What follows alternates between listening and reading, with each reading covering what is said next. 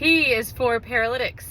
There is a whole slew of paralytics used throughout the hospital, in the OR, and the ICU for all kinds of different things, but we primarily use two paralytics in the ED for RSI, and those are succinylcholine and rocuronium.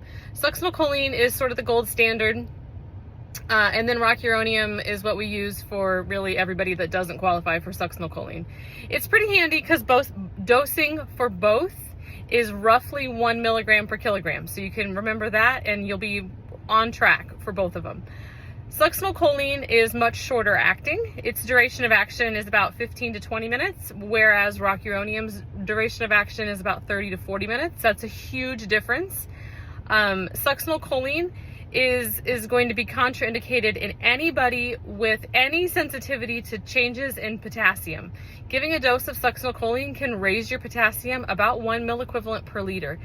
Most of us, people that don't have any chronic kidney disease or any other contraindications, are going to be just fine with that change.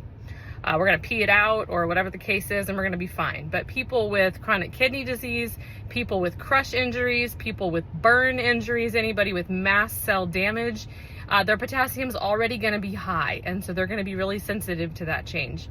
The other patient that's sensitive to succinylcholine that's not super obvious is patients with neurodegenerative or muscular diseases. So things like ALS, Parkinson's, MS, muscular dystrophy, any of those disease states, those patients are really sensitive to changes in potassium, and it can be fatal.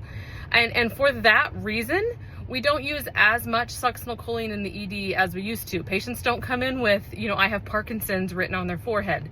And so because that's a less obvious disease state, they don't come in with fistulas or mass burns or whatever. Those disease states are a little bit more obvious. And so because we maybe don't always know that history, practitioners may err on the side of safety and use rocuronium if they don't have a great patient history.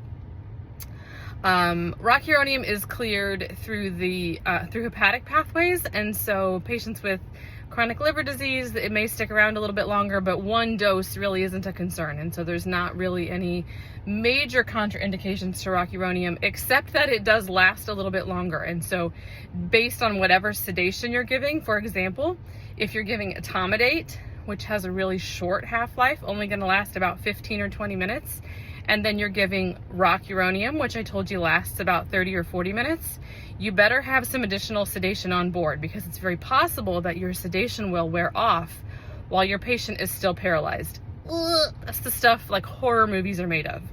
So again, there's some differences between succinylcholine and rocuronium.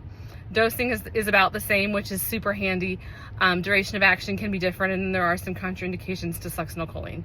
P is for paralytics. Farm ER.